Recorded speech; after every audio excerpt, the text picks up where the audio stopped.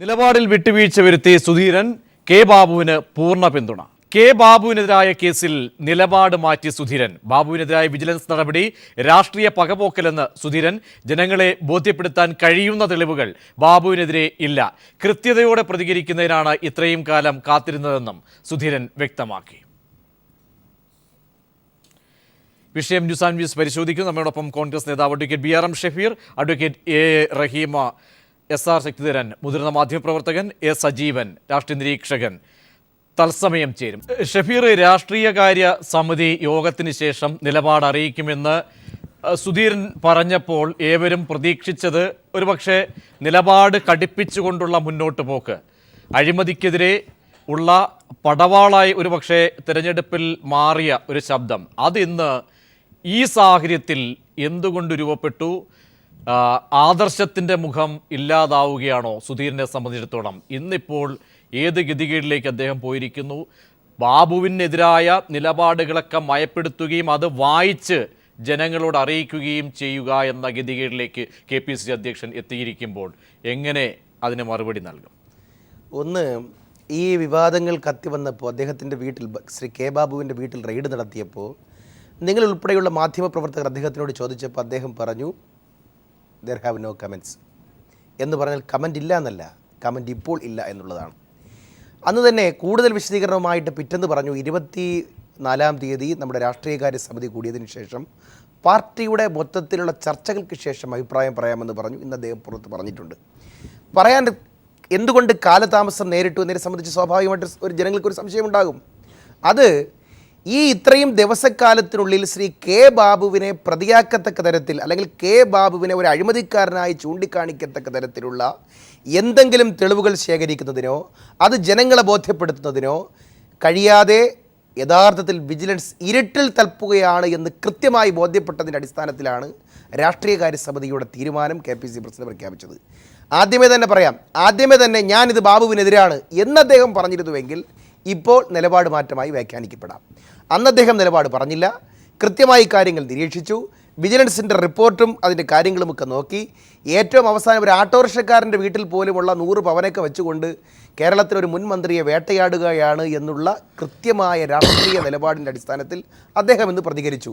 അതിനെ ആദർശത്തിൻ്റെ തടവറയെന്ന് പറയേണ്ട, നിലപാട് മാറ്റമാണെന്ന് പറയേണ്ട, അതായത് ജനങ്ങളെ ബോധ്യപ്പെടുന്ന തരത്തിലുള്ള തെളിവുകൾ ഹാജരാക്കാൻ വിജിലൻസ് പരാജയപ്പെട്ടില്ല. ഷഫീർ, അതായത് തെരഞ്ഞെടുപ്പിന് മുൻപ് അന്ന് ആരോപണങ്ങൾ മാത്രമായിരുന്നു കെ ബാബുവിനെ അടക്കമുണ്ടായിരുന്നത്.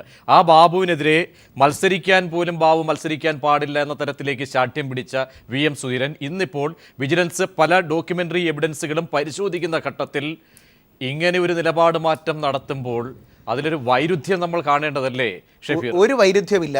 ആ തെരഞ്ഞെടുപ്പ് സമയത്ത് ബാർക്കോഴ ആരോപണവുമായി ബന്ധപ്പെട്ട് FIR ഇടുകയും പിന്നീട് ജസ്റ്റിസ് സുബൈദിൻ്റെ നേതൃത്വത്തിൽ അത് സ്റ്റേ ചെയ്യുകയും വീണ്ടും മന്ത്രിയാവുകയും ചെയ്തൊരു ഘട്ടത്തിൽ കളങ്കിതരമായി ആരോപണം ഉന്നയിക്കപ്പെട്ട ആളുകൾ ഈ തെരഞ്ഞെടുപ്പിൽ മാറി നിൽക്കുന്നത് കുറച്ച് ഗുണകരമായി തീരും എന്ന ഒരു താല്പര്യം അദ്ദേഹം പ്രകടിപ്പിച്ചു എന്നുള്ളത് സത്യമാണ്. പക്ഷേ സ്വാഭാവികമായും പ്രായോഗിക രാഷ്ട്രീയത്തിൻ്റെ നിലപാട് കാരണം അത് നടന്നില്ല. എന്നിട്ട് ശ്രീ കെ ബാബു ഉൾപ്പെടെയുള്ള അടൂർ പ്രകാശ് ഉൾപ്പെടെയുള്ള ആളുകളുടെ തെരഞ്ഞെടുപ്പ് റാലികളിൽ അദ്ദേഹം പോയി പ്രസംഗിച്ചു. അവിടെയൊന്നും മാറി നിന്നിട്ടില്ല. ഇപ്പോൾ ഇവിടുത്തെ പ്രശ്നം എന്താ? ശ്രീ കെ ബാബുവിൻ്റെ വീട്ടിൽ റെയ്ഡ് നടന്നു. കേരളത്തിലെ മുഴുവൻ മാധ്യമപ്രവർത്തകരുടെയും സാന്നിധ്യത്തിൽ ജേക്കബ് തോമസ് പത്രസമ്മേളനം വിളിച്ചുകൊണ്ട്, അനിതര സാധാരണമായ പത്രസമ്മേളനം വിളിച്ചുകൊണ്ട് കാര്യങ്ങൾ വ്യക്തമാക്കി. പല തെളിവുകളുണ്ട് എന്ന് പറഞ്ഞ് പുറത്തുവിട്ടു. പല മാധ്യമങ്ങളും പ്രവർത്തകരുമെല്ലാം ബാബുവിനെ കുരിശിൽ കയറ്റി തറച്ചു. ഏറ്റവും അവസാനം നമ്മൾ കോൺഗ്രസ് പ്രവർത്തകർ പോലും അന്തം വിട്ടുപോയി. ചിലപ്പോൾ ബാബു ഇതൊക്കെ ചെയ്തിട്ടുണ്ടാവുമോ? ബാബു അഴിമതിക്കാരൻ തന്നെയാണോ? കോടികളുടെ സ്വത്തുണ്ടാക്കിയോ എന്ന് പോലും കോൺഗ്രസ് പ്രവർത്തകർക്ക് പോലും അങ്ങനെ സംശയമുണ്ടാവക്ക തരത്തിൽ വാർത്തകൾ ചമച്ചു വന്നു. എന്നാൽ ഇന്ന് ഈ ചർച്ച നടക്കുന്ന സമയത്ത് 1 മാസം തികയുക, അതായത് 1 മാസം തികഞ്ഞിട്ട് പോലും ഒന്നും കണ്ടെത്താൻ കഴിഞ്ഞിട്ടില്ല.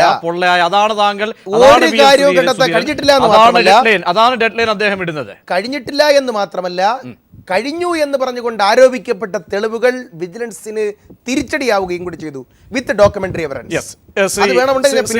റഹീം, എങ്ങനെ കാണുന്നു സുധീരന്റെ ഈ നിലപാട് മാറ്റത്തെ? കാരണം പല ചർച്ചകളിലും നമ്മൾ പറഞ്ഞപ്പോഴും സുധീരനെ മാത്രം, അല്ലെങ്കിൽ സുധീരന് ആദർശത്തിന്റെ മുഖമൊക്കെ നൽകി പറഞ്ഞ CPM നേതാക്കളൊക്കെ ഒരു പക്ഷേ ഉണ്ടായിരുന്നു. താങ്കളടക്കം എനിക്ക് തോന്നുന്ന തെരഞ്ഞെടുപ്പ് ഘട്ടത്തിൽ സുധീരൻ്റെ നിലപാടുകളെ വെച്ചാണ് നമ്മൾ സംസാരിച്ചിരുന്നത്. ഇന്നിപ്പോൾ സുധീരൻ ആ നിലപാട് മാറുമ്പോൾ അതിൻ്റെ ഉള്ളുകളികൾ എന്താണ്? സുധീരൻ KPCCയുടെ പ്രസിഡന്റാണ്. ഇത് KPCCയുടെ തീരുമാനമാണ്. സുധീരൻ ഈ കൊട്ടിഘോഷിക്കുന്നത് പോലെ ഏതെങ്കിലും ഒരു ഘട്ടത്തിൽ ആദർശത്തിൻ്റെ വലിയ മുഖം കാട്ടിച്ചിട്ടുള്ള ആളൊന്നുമല്ല. ശ്രീ സജീവനെ പോലെ, ശ്രീ SR ശക്തനെ പോലുള്ള പരിണതപ്രജ്ഞരായ മാധ്യമപ്രവർത്തകരും രാഷ്ട്രീയ നിരീക്ഷകരും ഈ പാനലിലുണ്ട്. അവരെല്ലാം അത് സംബന്ധിച്ച് പ്രതിപാദിക്കുമെന്ന് ഞാൻ കരുതുന്നു.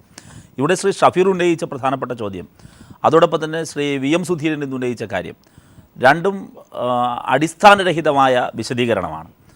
കാരണം ഇവർ പറയുന്നത് ബാബുവിനെതിരായി ഉയർന്ന ആരോപണങ്ങളും നടക്കുന്ന അന്വേഷണവും രാഷ്ട്രീയ പ്രേരിതമാണെന്ന് ഇപ്പോൾ ബോധ്യമായി എന്നാണ്. എന്തടിസ്ഥാനത്തിൽ ബോധ്യമായി? വിജിലൻസ് അന്വേഷണം പൂർത്തിയാക്കിയിട്ടില്ല, കുറ്റപത്രം സമർപ്പിച്ചിട്ടില്ല, വിജിലൻസിൻ്റെ ഏതെങ്കിലും ഒരു രേഖ ഔദ്യോഗികമായി എവിടെയും വന്നിട്ടില്ല. ശ്രീ ഷഫീർ അതിന് ന്യായമായി ചൂണ്ടിക്കാണിച്ചത് അനിതര സാധാരണമായി ഇവിടെ ജേക്കബ് തോമസ് വാർത്താസമ്മേളനം വിളിച്ചു പറഞ്ഞു എന്നാണ്. ഒരിക്കലുമില്ല. ഈ സംഭവവുമായി ബന്ധപ്പെട്ട് KPCC അന്വേഷണം നടത്തിയോ? KPCCയിലെ ഏറ്റവും പ്രമുഖനായ ഒരു നേതാവ്, മുൻ മന്ത്രിക്കെതിരെ അന്വേഷണം വന്നു, ഇങ്ങനെ നടക്കുന്നു, സംശയത്തിൻ്റെ നിഴലിൽ നിൽക്കുന്നു.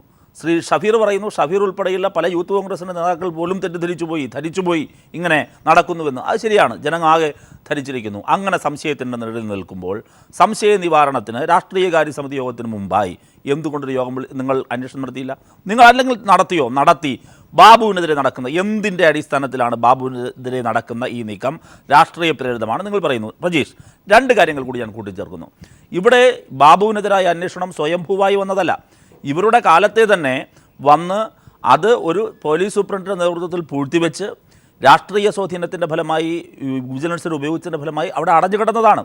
ജേക്കബ് തോമസ് വന്നതിന് ശേഷം, ഇടതുപക്ഷ ജനാധിപത്യ മുന്നണി സർക്കാർ വന്നതിന് ശേഷം അഴിമതിക്കെതിരായി, അത് ഇക്കാര്യത്തിൽ മാത്രമല്ല, അഴിമതിക്കെതിരെ ഇങ്ങനെ പൂഴ്ത്തിവെക്കപ്പെട്ട, മെല്ലെ പോയിരുന്ന എല്ലാ അന്വേഷണവും സ്പീഡായി പൂഴ്ത്തിവെക്കപ്പെട്ടത് പുറത്തു വന്നു. അത് ഇക്കാര്യത്തിൽ മാത്രമല്ല, എല്ലാ കാര്യത്തിലും ശക്തമായ നിലപാട് സ്വീകരിച്ചു. ആ കൂട്ടത്തിലാണ് ബാബുവിൻ്റെ പ്രശ്നവും മുന്നിൽ വന്നത്. അതിനെതിരായി മൂവാറ്റുപുഴ കോടതിയിൽ, വിജിലൻസ് കോടതിയിൽ അറസ്റ്റ് വാറണ്ട് വാങ്ങുന്നു, സെർച്ച് വാറണ്ട് വാങ്ങുന്നു. ആ വാറണ്ടിൻ്റെ അടിസ്ഥാനത്തിൽ വളരെ കൃത്യമായി എല്ലാ നടപടിക്രമങ്ങളും പാലിച്ച് അന്വേഷണം മുന്നോട്ട് കൊണ്ടുപോകുന്നു. കോടതിയുടെ നിർദ്ദേശമാണ്. ഇത് സംബന്ധിച്ച് അന്യായമായ സ്വത്ത് വിവരങ്ങളുണ്ട് എന്നതിൻ്റെ അടിസ്ഥാനത്തിലുള്ള വിവരങ്ങളാണ്. ഇത് സംബന്ധിച്ച് പുറത്തു വന്ന വിവരങ്ങൾ ശരിയാണ്. ഷഫീർ പറയുന്നതും ഞങ്ങൾ പറയുന്നതും ആ പുറത്തു വന്ന വിവരങ്ങളുടെ അടിസ്ഥാനത്തിലാണ് മഹാഭൂരിപക്ഷം വരുന്ന ജനങ്ങളും ബാബുവിനെ ഇപ്പോഴും കരിനിഴലിൽ കാണുന്നത്. ആ വിവരങ്ങളുടെ അടിസ്ഥാനത്തിൽ മാത്രം എങ്ങനെയാണ് KPCCക്ക് ഇപ്പോഴൊരു വെളിപാടുണ്ടായത്? ഇതിൻ്റെ അർത്ഥം വേറൊന്നുമല്ല, ഇത് രാഷ്ട്രീയ സമ്മർദ്ദമാണ്, രാഷ്ട്രീയ നിലപാടാണ്. KPCCയിൽ ഒരു കമ്മിറ്റി, KPCC അല്ല ഏത് പാർട്ടിയാകട്ടെ, ഭൂരിപക്ഷ അഭിപ്രായ പ്രകാരമല്ലേ തീരുമാനം എടുക്കൂ. ഇവിടെ ഭൂരിപക്ഷം ആരുടെ അഭിപ്രായമായിരിക്കും? ഒരു സംശയവും വേണ്ട. കഴിഞ്ഞ UDFൻ്റെ കാലത്ത് ഇവിടെ നടന്നത് കൂട്ടുകച്ചവടമാണ്. അത് ബാബു മാത്രമല്ല. ഇപ്പോൾ ബാബുവിൻ്റെ അരികിലേക്കാണ് പോകുന്നത് എങ്കിൽ ഒട്ടനവധി ആരോപണങ്ങളും അന്വേഷണങ്ങളും ഇനിയും വരാനുണ്ട്.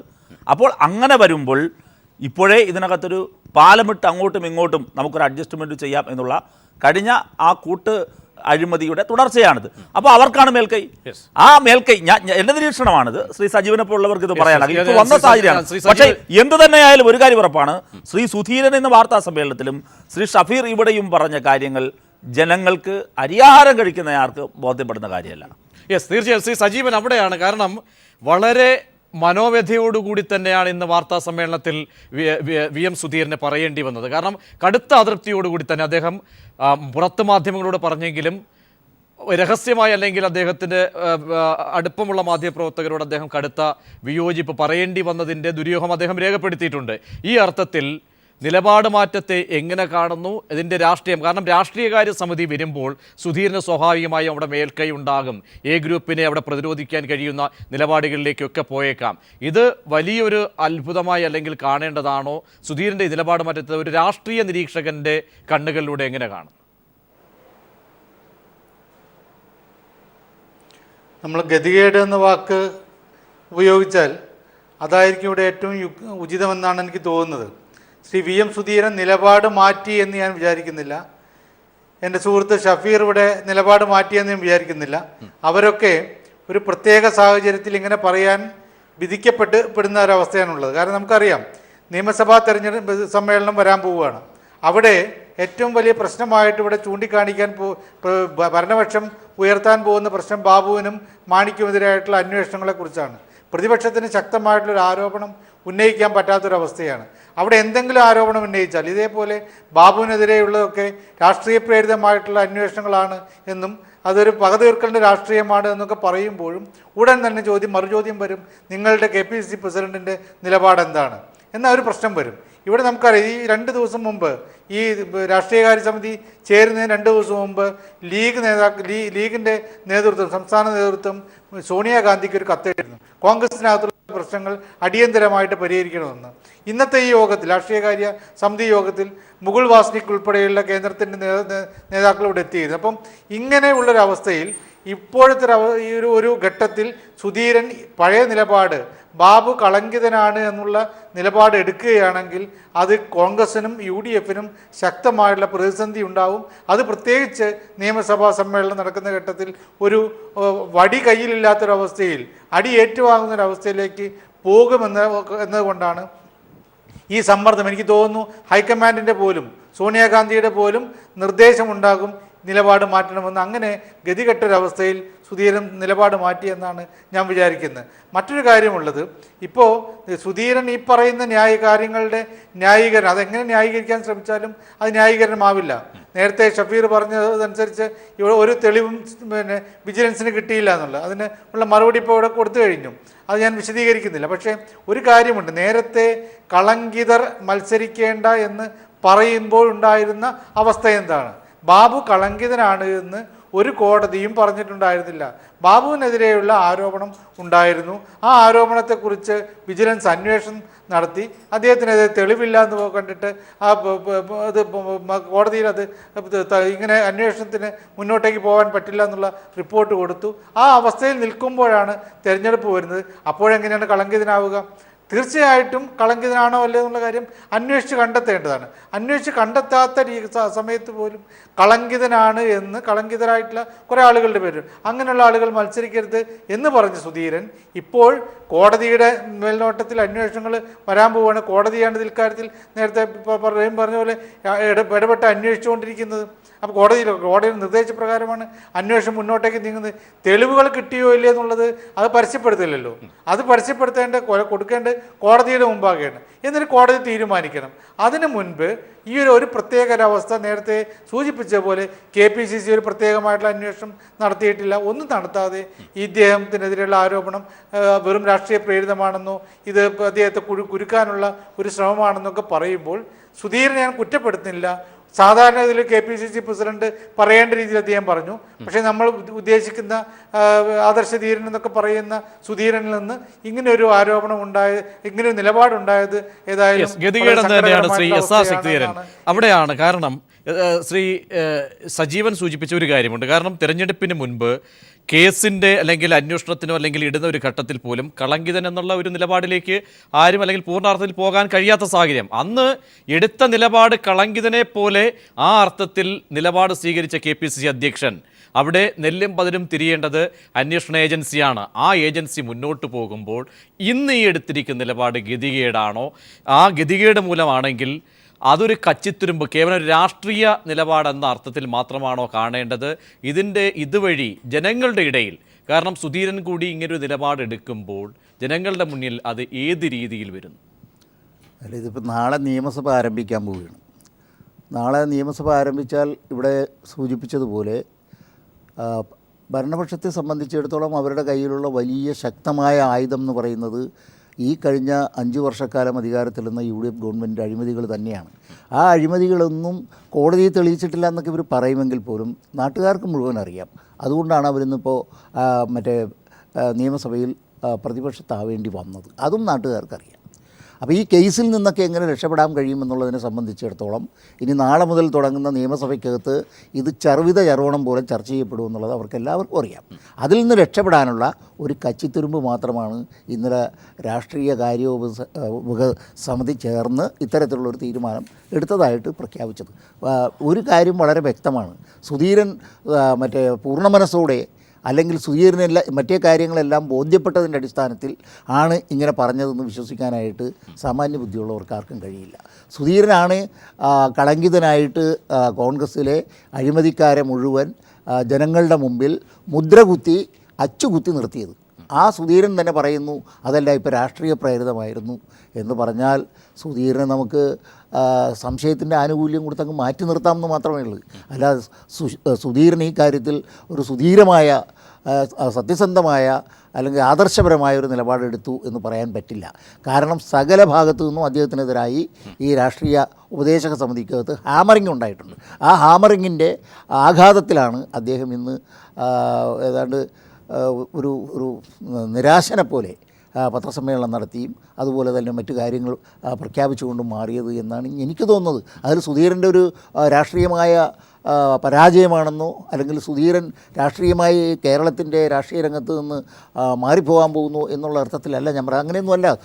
സുധീറിൻ്റെതായ നിലപാടുണ്ട്. പക്ഷേ ആ നിലപാട് അദ്ദേഹം നേതൃത്വം നൽകുന്ന കോൺഗ്രസിനകത്ത് നടക്കില്ല. ഇത് AICCയുടെ കൂടി നിർദ്ദേശവും നിർബന്ധവും ഈ ചുവടുമാറ്റത്തിൻ്റെ പിന്നിലുണ്ട്. അവിടെയാണ് ശ്രീ ഷഫീർ. കാരണം ആദർശത്തിൻ്റെ തടവറയിൽ നിന്നുകൊണ്ട് പ്രായോഗിക കോൺഗ്രസ് രാഷ്ട്രീയത്തിൽ മുന്നോട്ട് പോകാൻ കഴിയില്ല എന്ന് ഭൂരിപക്ഷം പേരും 21 പേരെങ്കിൽ അതിൽ ഭൂരിപക്ഷം പേരും തുറന്നു പറഞ്ഞിരിക്കുന്നു. അവിടെ തീർച്ചയായും വിഴുങ്ങുകയായിരുന്നു സുധീരൻ നിലപാടുകളെ. നിങ്ങൾ ആരെങ്കിലും ഏതെങ്കിലും രാഷ്ട്രീയകാര്യ സമിതിയിൽ ആരെങ്കിലും എന്തെങ്കിലും പറഞ്ഞാൽ, അതല്ലെങ്കിൽ കോൺഗ്രസ് രാഷ്ട്രീയത്തിൽ ആരെങ്കിലും എന്തെങ്കിലും പറഞ്ഞാൽ ആ നിർബന്ധ ബുദ്ധിക്ക് വഴങ്ങിക്കൊണ്ട് നിലപാട് ഏതെങ്കിലും കാലത്ത് മാറ്റുന്നവരാണോ ശ്രീമാൻ AK ആൻ്റണിയും ശ്രീമാൻ VM ഒക്കെ? അങ്ങനെ പ്രതീക്ഷിച്ച് തോന്നിയിട്ടുണ്ടോ? ഇവിടുത്തെ പ്രശ്നം എന്താ? ഞങ്ങൾ പരിശോധിച്ചിട്ടുണ്ട്. ഞാൻ പറയട്ടെ സാറേ, ഞങ്ങൾ പരിശോധിച്ചിട്ടുണ്ട്. എനിക്ക് സമയം തരണം പ്രതീക്ഷ, കാരണം ഈ 4 പേർക്കും മറുപടി പറയേണ്ട ഞാൻ ഒരാളാണല്ലോ. ഇപ്പോൾ പ്രശ്നം എന്താ? തേനിയിൽ റഹീമിൻ്റെ പാർട്ടി പറഞ്ഞു തേനിയിൽ 2008 120 ഏക്കർ സ്ഥലം വാങ്ങി എന്ന് ആരോപണം ഉന്നയിക്കുന്നത്. റഹീമിന്റെ പാർട്ടി ഒന്നും പറഞ്ഞല്ല.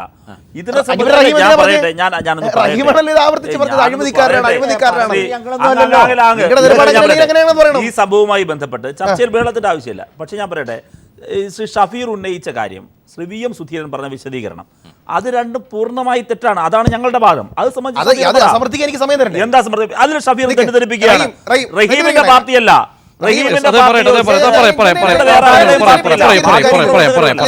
യുക്തിഭദ്രമായ മറുപടി. തേനിയിൽ 2008 മുതൽ 120 ഏക്കർ സ്ഥലമുണ്ടെന്ന് പത്രമാധ്യമങ്ങളിലൂടെയും അല്ലാതെയും ആരോപണം ഉന്നയിക്കപ്പെട്ടു. ഞങ്ങൾ അന്വേഷിച്ചു. ഇപ്പോൾ റഹീമിൻ്റെ പാർട്ടി TP ചന്ദ്രശേഖരൻ കേസിലെ അന്വേഷണ റിപ്പോർട്ട് പുറത്തുവിട്ടിട്ടുണ്ടോ എന്ന് ഞാൻ ചോദിച്ചാൽ റഹീം കുഴയും. അതുകൊണ്ട് ഞങ്ങളിതിനെ സംബന്ധിച്ച് അന്വേഷിച്ചിട്ടുണ്ടോ, അന്വേഷണ റിപ്പോർട്ടുണ്ടോ എന്നൊക്കെ ചോദിച്ചാൽ അത് തുറന്നു പറയേണ്ട കാര്യമില്ല. അവിടെ അന്വേഷിച്ചു എന്ന് തന്നെ വിചാരിക്കുക. 2008 ഉണ്ട് എന്ന് പറയപ്പെടുന്ന തേനിയിലെ ഭൂമി ഒരു ബാബുവിൻ്റെതാ. ഞങ്ങൾ അന്വേഷിച്ചു, VM അന്വേഷിച്ച് പോയപ്പോഴാണ് അതൊരു ബാബുവിൻ്റെ തന്നെയാണ്. ഏത് ബാബു എന്നറിയോ? ശ്രീ K ബാബുവിൻ്റെ മരുമകൻ്റെ അച്ഛൻ്റെ പേരും ബാബു എന്നാണ്. അത് 2008 വാങ്ങി 2012 സെപ്റ്റംബറിൽ കല്യാണം നടത്തുന്നതിന് മുമ്പ് തന്നെ വിറ്റ ഭൂമിയെ സംബന്ധിച്ചാണ് ആരോപണം ഉന്നയിച്ചത്. 1. 2, ഒരു ബെൻസ് കാർ മന്ത്രി എന്ന നിലയിൽ അദ്ദേഹത്തിന്റെ മരുമകന്റെ അച്ഛന് 45 ലക്ഷം രൂപയുടെ ബെൻസ് കാർ വാങ്ങിക്കൊടുത്താണ് വലിയ ആരോപണമെന്ന് വിജിലൻസ് പറഞ്ഞു. അവസാനം കൊടാക് മഹീന്ദ്രയുടെ ബാങ്ക് ലോണിന്റെ ഡീറ്റെയിൽസുകൾ ഹാജരാക്കിയപ്പോൾ അത് പൊളിഞ്ഞു. മൂന്നാമതായിട്ട് പറഞ്ഞു, എന്താ പറഞ്ഞേ, ഹോട്ടൽ വുഡ്ലാൻഡ് ഉൾപ്പെടെയുള്ള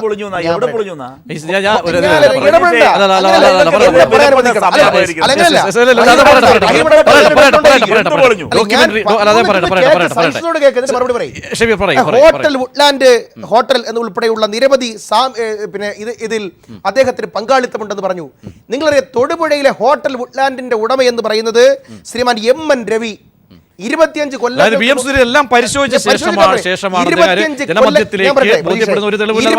കൊല്ലങ്ങൾക്ക് മുമ്പ് മുതൽ കോടീശ്വരനായ MN രവിക്ക് 45 ലക്ഷം രൂപയുടെ കാർ വാങ്ങാൻ ബാബു കൂട്ടുനിന്നു എന്ന ആരോപണം ഉന്നയിച്ചു. ഞങ്ങൾ പരിശോധിച്ചു, കളവാണെന്ന് തെളിഞ്ഞു. ഏറ്റവും അവസാനം ആവശ്യമില്ലായിരുന്നു എനിക്ക് തോന്നുന്നു.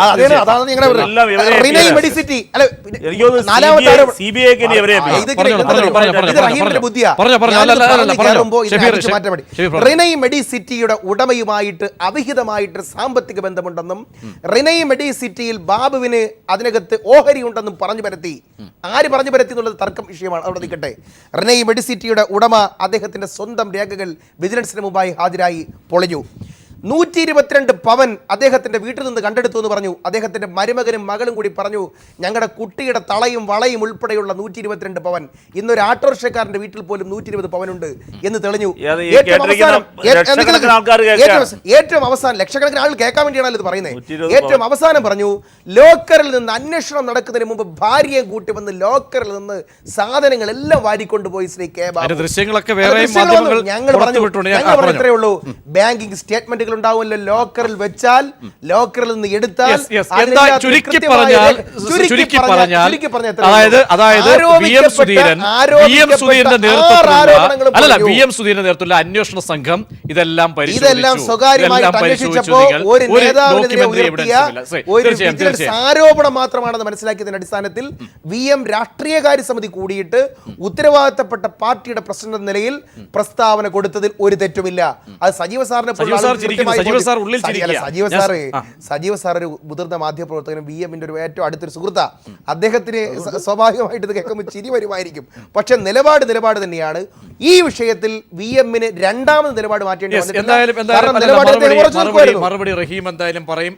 ഇടവേളയ്ക്ക് ശേഷം പെട്ടെന്ന് മടങ്ങി. ശ്രീ റഹീം, ഡോക്യുമെന്ററി എവിഡൻസിലാണ് അദ്ദേഹം പിടിച്ചു നിൽക്കുന്നത്. കാരണം അതാണ് ഇപ്പോൾ സുധീറിനെ ഈ നിലയിലേക്ക് എത്തിക്കാനുള്ള പ്രേരിപ്പിച്ചിരിക്കുന്ന ഒരു ഘടകം. എന്ത് വാദഗതിയാണ് അതിനുള്ളത്? കാരണം ഇതുവരെ നേരത്തെ സജീവൻ സാർ അടക്കം സൂചിപ്പിച്ചതുപോലെ എന്താണ് ഇതിനകത്തുള്ള യഥാർത്ഥ വസ്തുത എന്ന് സുധീറിനും അറിയാം. സുധീറിന്റെ ഗതികേടിന്ന് അദ്ദേഹത്തിനും ബോധ്യമുണ്ട്. പക്ഷേ ഷഫീർ നിരത്തിയ ചില സാങ്കേതികത്വങ്ങൾ. ഷഫീറും അതോടൊപ്പം തന്നെ ശ്രീ VM സുധീറിനും എല്ലാം ഇന്നെടുത്തത് ചെരുപ്പിനനുസരിച്ച് കാലുമുറിക്കുന്ന പണിയാണ്. കാര്യം അവർക്കതേ ചെയ്യാൻ പറ്റൂ. ഇവിടെ ഈ സമയം വിളിക്കുമ്പോൾ ഷഫീറിനെ പോലൊരാൾ വരുമ്പോൾ അതിനനുസരിച്ച് ഉതകുന്ന സ്റ്റാൻഡ് ചെയ്യുന്ന കുറേ കാര്യങ്ങൾ അദ്ദേഹം എഴുത്തുകാരൊക്കെ വരണം. അത് പറയും. ഇതൊന്നും അന്വേഷണത്തെ ബാധിക്കുന്ന കാര്യമല്ലല്ലോ. ഇവിടെ വരുന്ന പ്രശ്നം സർക്കാരിന് ശക്തമായൊരു നിലപാടുണ്ട്. അത് അഴിമതിക്കെതിരായ നിലപാടാണ്. അഴിമതിക്കെതിരായ നിലപാടുമായി മുന്നോട്ട് പോകുമ്പോൾ ഉപ്പ് തിന്നവർ വെള്ളം കുടിക്കും, അതിൽ സംശയമില്ല. ബാബു എന്തെല്ലാം ചെയ്തിട്ടുണ്ട്. ഇവിടെ നടക്കുന്ന വിചാരണയോ KPCCയിൽ ഇന്നിപ്പോൾ നടത്തിയ ഈ ഡിസോൺ ചെയ്തതുകൊണ്ടോ കാര്യങ്ങൾ അവസാനിക്കുന്നില്ലല്ലോ. പ്രശ്നം കോൺഗ്രസ് എന്ന പാർട്ടിയെ വേട്ടയാടൽ തുടരുകയാണ്. ഇവിടെ കോൺഗ്രസിന് മുമ്പിൽ രണ്ട് വഴികളാണുള്ളത്. ഒന്ന്, ഈ പാപം ചെയ്തവരെ എല്ലാവരെയും നെഞ്ചോട് ചേർത്ത് പിടിച്ച് ഒരുമിച്ച് മുങ്ങിത്താഴുകയാണോ, അതോ ഈ പാപം ചെയ്തവർ പാപികളാണെന്ന് തിരിച്ചറിഞ്ഞുകൊണ്ട് അവരെ ഡിഫ്യൂസ് ചെയ്തുകൊണ്ട് അവരെ മാറ്റി നിർത്തിക്കൊണ്ട് പാർട്ടി അതിൻ്റെ ആണത്വം അതിൻ്റെ ഒരു തൻ്റെ ഇടം കാണിക്കുമോ എന്നുള്ളതാണ്. പാർട്ടി ആർജവം കാണിക്കുമോ? ഇതാണ് പ്രശ്നം. പാർട്ടി ഒരു ആർജവം കാണിക്കുമോ? പാർട്ടി അഴിമതിക്കെതിരായി ഇനിയെങ്കിലും കോൺഗ്രസ് എന്ന് പറയുന്ന പാർട്ടി അഴിമതിക്കെതിരായ നിലപാട് സ്വീകരിക്കുമോ? ഇതൊരു വലിയ ഇഷ്യൂ ആണ്. ലോകത്തിലെ തന്നെ ഏറ്റവും വലിയ അഴിമതി പാർട്ടിയാണ് കോൺഗ്രസ് എന്ന ഖ്യാതി നേടിയ പാർട്ടിയാണ് കോൺഗ്രസ്. അത് അങ്ങനെയാണ്. ഗൂഗിളിലേക്ക് സെർച്ച് ചെയ്ത് നോക്കിയാൽ ഇടക്കാലത്തല്ല, ഇപ്പോഴെങ്ങനെയാണ് ഈ അടുത്ത കാലത്ത് ഞാൻ സെർച്ച് ചെയ്തില്ല, സെർച്ച് ചെയ്ത് നോക്കിക്കഴിഞ്ഞാൽ കാണാമായിരുന്നത് കറപ്ഷൻ എന്ന് പറയുമ്പോൾ തന്നെ, പൊളിറ്റിക്കൽ കറപ്ഷൻ എന്നെല്ലാം പറയുമ്പോൾ തന്നെ ആദ്യമായി കോൺഗ്രസിൻ്റെ പേര് വന്നിരുന്നു. ആ കോൺഗ്രസ് ഞാൻ ചോദിക്കുന്നു, VM സുധീറിനെ എന്തടിസ്ഥാനത്തിലാണ് അന്ന് ആക്കിയത്? VM സുധീറിനെ താരതമ്യേനെ ഈ പറയുന്ന വ്യത്യസ്തമായൊരു മുഖമുണ്ടെന്നാണല്ലോ വാദം. ഇവിടെ എൻ്റെ ചോദ്യം ഇതാണ്. കോൺഗ്രസിന് മുമ്പിൽ രണ്ട് അഭിപ്രായമുള്ളൂ. പക്ഷേ ഇതെന്ത് തന്നെ ചെയ്താലും ഈ രണ്ട് വഴികളിലൂടെ എങ്ങനെ പോയാലും സർക്കാരിൻ്റെ വഴിക്ക് പോകും. അത് അഴിമതിക്കെതിരായ വഴിയാണ്. ഒരു സംശയം വേണ്ടത് രാഷ്ട്രീയ പ്രേരിതം മാത്രമല്ല. ഇപ്പോൾ രാഷ്ട്രീയ എതിരാളികളെ ഒതുക്കുവാനുള്ള ഒരു വഴി ഇങ്ങനെയല്ല ഞങ്ങൾ കാണുന്നത്. ഇപ്പോൾ പ്രകൃതി ചൂഷണത്തിനെതിരെ ശക്തമായ നിലപാട് സ്വീകരിച്ചിട്ടുണ്ട്. ഏതെങ്കിലും ഒരു സ്ഥലത്ത് അഴിമതി കാണിച്ച ഏതെങ്കിലും ഒരു ഉദ്യോഗസ്ഥനോട് വിട്ടുവീഴ്ച കാണിക്കുന്ന സമീപനം ഞങ്ങൾക്കില്ല. ഇങ്ങനെ അഴിമതിക്കെതിരായ വളരെ കൃത്യമായൊരു നിലപാട് പൊതുപ്രവർത്തകരുടെ അതോടൊപ്പം തന്നെ ജനപ്രതിനിധികളുടെ സ്വത്ത് വിവരങ്ങൾ കണ്ടെത്തുന്നതിനുള്ള എല്ലാവിധ സംവിധാനങ്ങളുമായി പുതിയ കീഴ്വഴക്കങ്ങൾ ഉണ്ടാക്കുന്നു. സർക്കാർ അഴിമതിക്കെതിരെ ഒരു ശക്തമായ അതായത് റഹീം ചുരുക്കി പറഞ്ഞ ശക്തമായ തെളിവുകൾ നാളെ കൂടി വന്നാൽ ഈ സുധീറിന് വീണ്ടും ഒരുപക്ഷെ എത്ര നേരം പിടിച്ചു നിൽക്കാൻ വരുന്ന പ്രശ്നം എന്ന് പറഞ്ഞാൽ വരുന്ന പ്രശ്നം അതല്ല. ഈ അന്വേഷണം വരട്ടെ ഷഫീർ, അതൊന്നും കാത്തിരിക്കൂ, നമുക്ക് കാണാം. ഇവിടെ വരുന്ന പ്രശ്നം ഇത് കൗണ്ട് ഡൗൺ തുടങ്ങുന്നേ ഉള്ളൂ. ഇപ്പോൾ ബാബുവിനെതിരെ ഉള്ളത് വളരെ നേരത്തെ ഉണ്ടായിരുന്നൊരു ആരോപണം. ആ ആരോപണത്തിന്മേൽ അന്നു തന്നെ അന്വേഷണത്തിന് കോടതി പരിശോധനയ്ക്ക് ശേഷം കോടതിയുടെ മുമ്പിൽ ലഭ്യമായ വിവരങ്ങൾ പരിശോധിച്ചതിന് ശേഷം അന്ന് മന്ത്രിയായിരിക്കുന്ന ഒരാൾക്കെതിരെ ഒരു വിജിലൻസ് കോടതി പരിശോധന നടത്തണം എന്ന് പറയണമെങ്കിൽ കോടതിയുടെ മുമ്പിൽ തന്നെ പ്രകടമായ തെളിവുകൾ ഉണ്ടായതുകൊണ്ടാണ് അത് പൂഴ്ത്തിവെച്ചു. അത് ഞങ്ങളുടെ ഗവൺമെൻറ് വന്നതിന് ശേഷം അത് തിരിച്ചെടുത്തു. ഞങ്ങൾ എന്നിട്ടും ഈ പറയുന്ന സെർച്ച് വാറണ്ട് ഉൾപ്പെടെ സമ്പാദിച്ചുകൊണ്ട് നിയമപരമായ വഴികളിലൂടെ മാത്രം പോയി. അങ്ങനെ നടക്കുന്നൊരു അന്വേഷണമാണ്. ആ അന്വേഷണത്തിൻ്റെ വഴിക്ക് പോകും. ഇപ്പോൾ ഈ വിജിലൻസ് കേസിൻ്റെ ഒരു പ്രത്യേകത എന്താ? തെളിവുകളുടെ അടിസ്ഥാനത്തിലാണ്, ഡോക്യുമെൻ്റൽ എവിഡൻസ് ആണ്. വേറെ എവിഡൻസുകളില്ലല്ലോ. ഡോക്യുമെൻറ്റുകൾ സംസാരിക്കും. ഇപ്പോൾ ഇവർ പറയുന്നുണ്ടല്ലോ അവിടെ തേനിയിലെ ഭൂമി ഈ പറയുന്നത് ശരിയാണോ? ഇനി തേനിയിലെ ഭൂമി മാത്രമേ ഉള്ളൂ. ഇപ്പോൾ സച്ചിൻ ടെണ്ടുൽക്കർ വില്ല വാങ്ങി, ആ വില്ല വിറ്റത് ഇദ്ദേഹത്തിൻ്റെ ബിനാമി എന്ന് ആരോപിക്കുന്നയാളാണ്. ഇങ്ങനെ നിരവധിയുണ്ട്. ഇനി ഈ പുറത്ത് വന്നതിനേക്കാൾ കൂടുതൽ ബിനാമികളുണ്ടോ? ഇവർ പറയുന്ന സ്വർണം ഇവിടെ പറഞ്ഞല്ലോ ഏതൊരാളുടെയും വീട്ടിലുണ്ടാകുന്ന സ്വർണ്ണമാണെന്ന്. അത്ര സ്വർണ്ണമേ ഉള്ളൂ. ഇതൊന്നും പറയാനാകില്ല. ഇപ്പോൾ CCTVയുമായി ബന്ധപ്പെട്ട് അദ്ദേഹം പറഞ്ഞത് കൃത്യമായ ഡേറ്റ് ഉൾപ്പെടെയുണ്ട്. ഓഗസ്റ്റ് 7-ഉം ഓഗസ്റ്റ് 25-നും ഇവിടെ ഈ ഗീത, ഭാര്യയായ ഗീത ലോക്കർ ഓപ്പൺ ചെയ്തു പോകുന്നതിൻ്റെ CCTV ദൃശ്യങ്ങൾ വിജിലൻസിൻ്റെ കയ്യിൽ കിട്ടിയിട്ടുണ്ട്. തെളിവ് ശേഖരണത്തിൻ്റെ ഭാഗമാണ്. ഞാൻ പറഞ്ഞു വന്നത് സർക്കാരിൻ്റെ നിലപാട് അഴിമതിക്കെതിരാണ്. അഴിമതിക്കെതിരെ ഇനിയും ഇത് വെടിവെച്ചകളുണ്ടാകും, അതിലൊരുപാട് പേര് വീഴും. ആ വീഴുന്നവരെയെല്ലാം, അഴിമതിക്കാരെയെല്ലാം സംരക്ഷിക്കുന്ന ഒരു പാർട്ടിയായി കോൺഗ്രസ് ഇനിയും അതപ്പതിക്കണോ? അത് അഴിമതിക്കെതിരെ ഒരു നിലപാടെടുക്കാനുള്ള ആർജവം കോൺഗ്രസ് ഇനിയെങ്കിലും ശ്രീ കാണിക്കണം. സജീവൻ, അവിടെയാണ് കാരണം എഴുതി വായിച്ച കുറിപ്പ്, തയ്യാറാക്കിയ കുറിപ്പ് അത് തന്നുകൊള്ളൂ, ഞാൻ അത് വായിച്ചോളാം എന്ന് ഏറ്റുപറഞ്ഞ് വായിക്കേണ്ടി വരുന്ന KPC അധ്യക്ഷൻ അത് വായിച്ചു കഴിയുമ്പോൾ ആ ഗതികേടിലേക്ക് എത്തുമ്പോൾ ഒരു മറുവശമുണ്ട്. കാരണം അഴിമതി തമ്മിലുള്ള ഏറ്റുമുട്ടൽ, അതായിരുന്നു അഴിമതിക്കെതിരെ മുന്നോട്ട് വെച്ചുകൊണ്ടുള്ള പോരാട്ടം. അത് തെരഞ്ഞെടുപ്പിൽ കണ്ട ആ ഒരു മാൻഡേറ്റ് എന്തായാലും ഇവിടെ അതിൻ്റെ റിസൾട്ട് വന്നിരിക്കുന്നു, മെറിറ്റ് ബോധ്യപ്പെട്ടിരിക്കുന്നു. ഇവിടെ കോൺഗ്രസിൽ വലിയൊരു യുവജനത അഴിമതിക്കെതിരെ ശബ്ദമുയർത്തി, പല ചെറുപ്പക്കാരുടെ അടക്കം ശബ്ദമുയർത്തുന്ന ഘട്ടത്തിലാണ് രാഷ്ട്രീയകാര്യ സമിതി ഒരു ഒത്തൊരുമിപ്പിലേക്ക് എത്തിയിരിക്കുന്നത്. അത് നൽകുന്ന മെസ്സേജ് എന്താണ്? അഴിമതി വിഷയത്തിലാണ് 21 അംഗങ്ങളിൽ ഭൂരിഭാഗം പേരും ഒരു നിലപാട് സ്വീകരിച്ചിരിക്കുന്നത്. ഇതെന്ത് ചലനങ്ങളായിരിക്കും ഒരു പക്ഷേ കോൺഗ്രസ് രാഷ്ട്രീയത്തിൽ ഉണ്ടാക്കുക? അല്ല, കോൺഗ്രസ്സിൽ ഇതൊരു വലിയൊരു തകർച്ചയുടെ ഭാഗമാണ് നമ്മൾ വിചാരിക്കേണ്ട കാര്യമില്ല. അപ്പം ഷഫീറിനെ പോലുള്ള ആളുകളൊക്കെ ഈ അഴിമതിക്കെതിരായിട്ട് നിലപാടെടുക്കുന്നവരാണ്. നമുക്കറിയാവുന്ന എത്രയോ ചെറുപ്പക്കാർ, വളരെ കോൺഗ്രസ്സിൽ വളരെ നമുക്ക് പ്രതീക്ഷ നൽകുന്ന എത്രയോ ആളുകളുണ്ട്, യുവാ നേതൃത്വത്തിലുള്ള ആളുകൾ. അപ്പം അവരുൾപ്പെടെ അവരൊക്കെ മൊത്തമായിട്ട് അഴിമതിയുടെ ഭാഗമായി ചേർന്നിട്ട് അതിന് വെള്ളപൂശുമെന്ന് നമ്മൾ വിചാരിക്കേണ്ട കാര്യമില്ല. ഒരു പ്രശ്നമുള്ളത്, ഇപ്പോൾ സുധീരൻ ഇങ്ങനെ ഒരു ഗതികേടിൻ്റെ ഭാഗമായിട്ടോ അല്ലെങ്കിൽ ഒരു സറണ്ടർ ചെയ്തിട്ടുള്ളൊരു അവസ്ഥയിലേക്ക് പോയി എന്നുള്ളത് കൊണ്ട് എക്കാലത്തും സുധീരൻ നിലപാടെടുക്കുമെന്ന് ഞാൻ വിചാരിക്കുന്നില്ല. ഒരു കാര്യം, സുധീരന് ഇവിടെ നിലപാടെടുക്കാൻ 2-3 കാര്യങ്ങൾ. ഒന്ന്, നമ്മൾ രാഷ്ട്രീയ കാര്യസമിതിയിൽ നമ്മളാരും പങ്കെടുത്തിട്ടില്ല, പക്ഷേ അതിനകത്തുള്ള കാര്യങ്ങളൊക്കെ വളരെ കൃത്യമാവും, വള്ളി പുള്ളി തെറ്റാതെ നമുക്കൊക്കെ അറിയാൻ പറ്റുന്നൊരു കാര്യം ഷഫീറും സമ്മതിക്കും. അപ്പോൾ അവിടെ നമുക്ക് നോക്കുന്നില്ല, ആദ്യത്തെ സുധീരൻ്റെ തുടക്കത്തിലുള്ള പ്രസംഗത്തിൽ സുധീരൻ ഈ ബാബുവുമായി ബന്ധപ്പെട്ട ഒരു കാര്യവും പറഞ്ഞിട്ടില്ല. പിന്നീട് സംസാരിച്ച രമേശ് ചെന്നിത്തല ഈ പ്രശ്നം എടുത്തിടുകയും അതിരൂക്ഷമായിട്ട് KPC പ്രസിഡന്റ് നിലപാടിനെ എതിർക്കുകയും ചെയ്തു.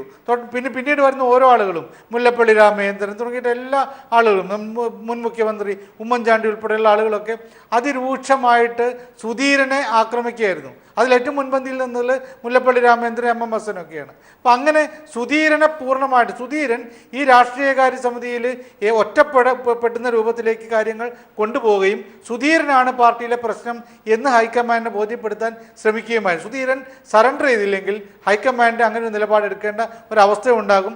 അങ്ങനെ സുധീരനെ രാഷ്ട്രീയത്തിൽ നിന്ന് അല്ലെങ്കിൽ KPCയുടെ ഈ നേതൃത്വത്തിൽ നിന്ന് മാറ്റി നിർത്തണം എന്നുള്ളൊരു തന്ത്രമുണ്ടായിരുന്നു. ആ തന്ത്രത്തെ പൊളിക്കുകയാണ് സത്യത്തിൽ ഇതിലൂടെ ഈ ഒരു താൽക്കാലിക സറണ്ടറിലൂടെ സുധീരൻ ചെയ്തതെന്നും കൂടി നമ്മൾ മനസ്സിലാക്കേണ്ടത് ഒരു ഗതികേടാണ്. അതേസമയത്ത് ഇതിലൊരു തന്ത്രം കൂടിയുണ്ട്. ഇവിടെ സുധീരൻ ഈ ഒരു മാറ്റം പറഞ്ഞെങ്കിൽ പോലും ഇനി പ്രശ്നം വരുമ്പോൾ അദ്ദേഹം ആ നിലപാടെടുക്കണമെന്നില്ല. അദ്ദേഹം ബാബുവിനെതിരെയുള്ള നിലപാട് വീണ്ടും ശക്തമായിട്ട് എടുക്കും. അദ്ദേഹം ഇപ്പം ഷഫീർ പറഞ്ഞ പോലെ കൃത്യമായിട്ട് KPCC കുറേ ആളുകൾ വെച്ച് അന്വേഷണം നടത്തി, അല്ലെങ്കിൽ പുറത്തുള്ള ഏതെങ്കിലും ഏജൻസികൾ വെച്ച് അന്വേഷണം നടത്തിയെന്നൊന്നും ഞാൻ വിചാരിക്കുന്നില്ല. എനിക്കറിയാവുന്നിടത്തോളം അങ്ങനെ ഒരു അന്വേഷണവും നടന്നിട്ടില്ല. അപ്പോൾ സ്വാഭാവികമായിട്ട് ഇതൊരു താൽക്കാലികമായ പ്രശ്നമാണ്. ഇവിടെ നമ്മൾ മനസ്സിലാക്കേണ്ട ഒരു കാര്യം കൂടിയുള്ളത്, ഇന്ന് ഈ രാഷ്ട്രീയകാര്യ സമിതിയിൽ ഉമ്മൻചാണ്ടി പറഞ്ഞൊരു കാര്യമുണ്ട്. അഴിച്ചുപണിയുമായി ബന്ധപ്പെട്ട ഇവിടെ സംഘടനാ പുനഃസംഘടനയല്ല, സംഘടനയിലെ തെരഞ്ഞെടുപ്പാണ് വേണ്ടതെന്ന് പറഞ്ഞു. അങ്ങനെ സംഘടനാ തെരഞ്ഞെടുപ്പ് വന്നിട്ട് സുധീരനെ പൂർണ്ണമായിട്ട് മാറ്റിയെടുത്തണം. ഇപ്പോഴത്തെ ഒരവസ്ഥയിൽ ഈ ഗ്രൂപ്പിസത്തിന് അനുകൂലമായിട്ട് നിലപാട് എടുക്കില്ല എന്ന് ഹൈക്കമാൻഡ് പറഞ്ഞിട്ടുണ്ട്. അപ്പോൾ സുധീരൻ്റെ താല്പര്യമനുസരിച്ച് ഹൈക്കമാൻഡിൻ്റെ ആശീർവാദത്തോട് കൂടിയിട്ട് ഈ ഗ്രൂപ്പ് നേതാക്കന്മാരെ, ഗ്രൂപ്പ് മാനേജേഴ്സിനെ ഒഴിവാക്കിക്കൊണ്ടുള്ള ഒരു പുതിയ KPCCയും ബാക്കിയുള്ള DCC തലത്തിലുള്ള മാറ്റങ്ങളൊക്കെ ഉണ്ടാക്കാൻ കഴിയുന്നൊരവസ്ഥയിൽ അദ്ദേഹം ആത്മഹത്യ ചെയ്യണമോ എന്നുള്ള ഒരു ചോദ്യമായിരുന്നു. ആ ചോദ്യത്തിൽ നിന്ന് തൽക്കാലം ഞാൻ ആത്മഹത്യ ചെയ്യാൻ ഉദ്ദേശിക്കുന്നില്ല, ഒരു ഗതികേട് കൊണ്ട് തൽക്കാലം എൻ്റെ നിലപാട് മാറ്റുന്നതെന്നാണ് സുധീരനോട് വ്യക്തമാക്കിയിട്ടുള്ളത്. സുധീരൻ ഇങ്ങനെ നിൽക്കില്ല. മാത്രമല്ല, മാത്യു കുഴൽനാടിനെ പോലുള്ള ആളുകൾ, ബലറാമനെ പോലുള്ള ആളുകൾ, ഇവിടെ ഷഫീറിനെ പോലുള്ള ആളുകളൊക്കെ ഈ പോരാട്ടം, അഴിമതിക്കെതിരെയുള്ള പോരാട്ടം തുറന്നു പറയുന്ന ഒരവസ്ഥയുണ്ടാകും. അവർ ഈ കളങ്കിതരെ മുഴുവൻ മാറ്റി നിർത്തണമെന്ന് പറയുന്നൊരവസ്ഥയിലേക്ക് കാര്യങ്ങൾ വരുമെന്നാണ് ഞാൻ വിചാരിക്കുന്നത്. യെസ്, ശ്രീ ശക്തിധരൻ, അവിടെയാണ് കോൺഗ്രസ് രാഷ്ട്രീയത്തിൻ്റെ കൂടി പ്രസക്തി. കാരണം നാളെ നിയമസഭ തുടങ്ങുകയാണ്. അവരുടെ ഒപ്പമുണ്ടായിരുന്ന പ്രമുഖ കക്ഷി നാളെ സെപ്പറേറ്റ് ബ്ലോക്കായി ഇരിക്കുന്നു. നിയമസഭാ തെരഞ്ഞെടുപ്പിന് ശേഷം ഉയർത്തെഴുന്നേൽപ്പിൻ്റെ പാതയിലേക്ക്, അവിടെ എ കെ ആന്റണി പറഞ്ഞ വാക്കുകളുണ്ടല്ലോ, കോൺഗ്രസ് തിരിച്ച് മടങ്ങി വന്ന സാഹചര്യങ്ങളൊക്കെ ഓർമ്മപ്പെടുത്തിയ എ കെ ആന്റണി, കേരളത്തിലെ ഇന്നത്തെ സാഹചര്യത്തിൽ ഇന്നിപ്പോൾ അഴിമതിക്ക് വേണ്ടിയാണ് ഒരു ഒത്തൊരുമിപ്പ് രാഷ്ട്രീയകാര്യ സമിതിയിൽ ഒരു സമവായത്തിലേക്ക് എത്തിയിരിക്കുന്നത്. ഈ കോൺഗ്രസിനെ എത്രത്തോളം മുന്നോട്ട് കൊണ്ടുപോകുന്നതായിരിക്കും, അല്ലെങ്കിൽ എന്തായിരിക്കും കോൺഗ്രസിൻ്റെ അവസ്ഥ? ശ്രീ ശക്തിധരൻ. ഞാൻ ഇവിടെ സജീവൻ പ്രകടിപ്പിച്ച അത്തരത്തിലുള്ളൊരു ശുഭാപ്തി വിശ്വാസമൊന്നും കോൺഗ്രസിനെ സംബന്ധിച്ചിടത്തോളം എൻ്റെ മുൻപിലില്ല, രാഷ്ട്രീയ പാർട്ടി എന്നുള്ള നിലയിൽ. അതിൻ്റെ ഇപ്പോഴത്തെ പോക്ക് അഴിമതിയിൽ നിന്ന് വിമുക്തമായി ആ പാർട്ടിക്ക് കേരളത്തിൽ മുന്നോട്ട് പോകാൻ കഴിയില്ല എന്നുള്ളതൊരു വസ്തുതയാണ്. മറ്റുള്ളിടത്തൊക്കെ ഇല്ലാതെ പോയതുകൊണ്ട് ഇപ്പോൾ അഴിമതി ഇല്ലാന്നേ ഉള്ളൂ. ഇവിടെ കഴിഞ്ഞ 5 വർഷം ഭരണത്തിലിരുന്നപ്പോൾ അതിനും 5 വർഷം മുമ്പ് കേന്ദ്രത്തിൽ എങ്ങനെയാണോ കോൺഗ്രസ് ഭരിച്ചത് അതുപോലെയായിരുന്നു അഴിമതിയുടെ കാര്യത്തിൽ ആ UDF ഗവൺമെൻറ്റിൻ്റെ നേതൃത്വം നൽകിയ കോൺഗ്രസ് ഇവിടെ നടത്തിയത്. അതിൻ്റെ മുഴുവൻ പരിണത ഫലമാണ് ഇപ്പോൾ അനുഭവിക്കുന്നത്. സുധീറിന് അതിനകത്ത് എന്തെങ്കിലും പങ്കാളിത്തം ഉണ്ടായിരുന്നെന്നോ സുധീറിൻ്റെ അനുഗ്രഹാശിസുകളോടുകൂടിയാണ് അത് നടന്നതോ എന്നോ അല്ല ഞാൻ ഈ പറയുന്നത്. പക്ഷേ സുധീറിനെ ഒരു ക്ലീൻ ഇമേജിന് വേണ്ടിയിട്ട് AICCയുടെ വൈസ് പ്രസിഡൻ്റ് എന്നുള്ള നിലയിൽ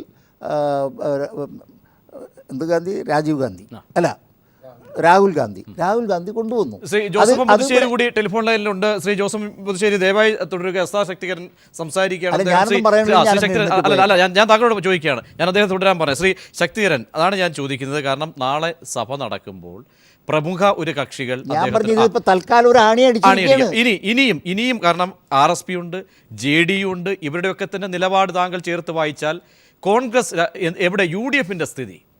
UDFൻ്റെ സ്ഥിതി ദയനീയമായിരിക്കും എന്നാണ് ഞാൻ പറഞ്ഞത്. ഇപ്പോൾ KM മാണി പോയി, ആരെങ്കിലും തല്ലി ഓടിച്ചതാണോ? ഇവരോട് തന്നെയുള്ള ദേഷ്യം കൊണ്ട് അദ്ദേഹം മാറി നിൽക്കുകയാണ്. അദ്ദേഹം ഇനി അടുത്തലാവണം ഏതെന്നും നോക്കിക്കൊണ്ടിരിക്കുകയാണ്. ഇതുപോലെ അവരുടെ കൂടെ നിൽക്കുന്ന UDFലെ പല കക്ഷികളും, ഇപ്പോൾ പറഞ്ഞില്ലേ, ഇവിടെ പറഞ്ഞ RSP, അതുപോലെ തന്നെ JDU എന്നൊക്കെ പറയുന്ന കക്ഷികളൊക്കെ തന്നെ അവസരം പാത്തു നിൽക്കുകയാണ്.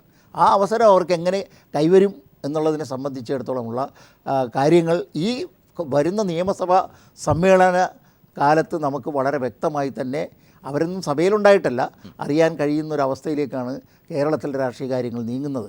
കോൺഗ്രസിനെ നൻപിക്കൊണ്ട് മുന്നോട്ട് പോകാൻ കഴിയും എന്ന് അതിനകത്തെ രണ്ടാമത്തെ വലിയ പാർട്ടി എന്നുള്ള നിലയിൽ KM മാണിയുടെ പാർട്ടിക്ക്, ഇപ്പോൾ വരാൻ പോകുന്ന പുതുശ്ശേരിയുടെ പാർട്ടിക്ക് പോലും കഴിഞ്ഞിട്ടില്ല. മുസ്ലിം ലീഗിനെ സംബന്ധിച്ചിടത്തോളം അവർക്ക് വേറെ ഒരു രക്ഷയുമില്ലാത്തതുകൊണ്ട് മാത്രം അവരിവിടെ നിൽക്കുകയാണ്.